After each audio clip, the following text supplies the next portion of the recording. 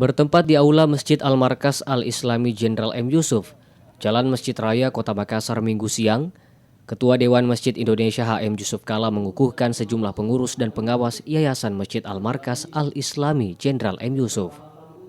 Adapun nama-nama pengurus Yayasan Masjid Al-Markas Al-Islami Jenderal M. Yusuf yang dikukuhkan, yakni Ketua Profesor Basri Hasanuddin, Wakil Ketua Husain Abdullah, Sekretaris Umum Najamuddin Majid, Wakil Sekretaris Aswar Hasan dan Maskur Yusuf, Bendahara dan Wakil Bendahara Asni Tayyib dan Ismun Muhdar.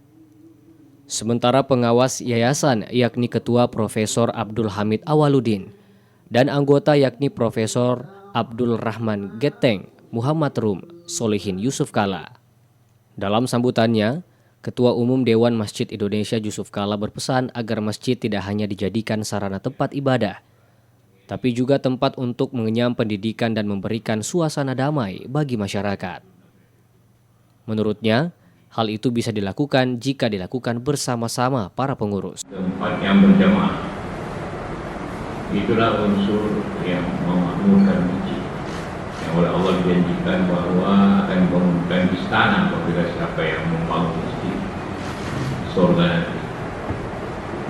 Nah, hal itu tentu menjadi bagian bagaimana pengabdian kita ke masjid ini.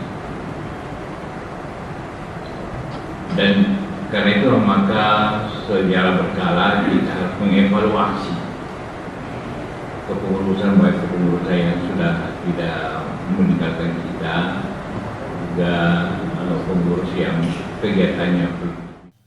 Selain itu, Wakil Presiden ke-10 dan 12 ini menambahkan masjid juga adalah tempat bermusyawarah dari segi apapun, baik itu pendidikan, ekonomi, politik.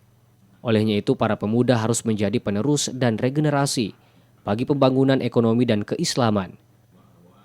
Sebagai penduduk muslim terbesar dengan jumlah masjid terbanyak di seluruh Indonesia, maka perlu dihubungkan antara ekonomi dan keislaman, bertujuan memakmurkan masjid dan jemaah masjid. Tim Liputan, Sulebes TV.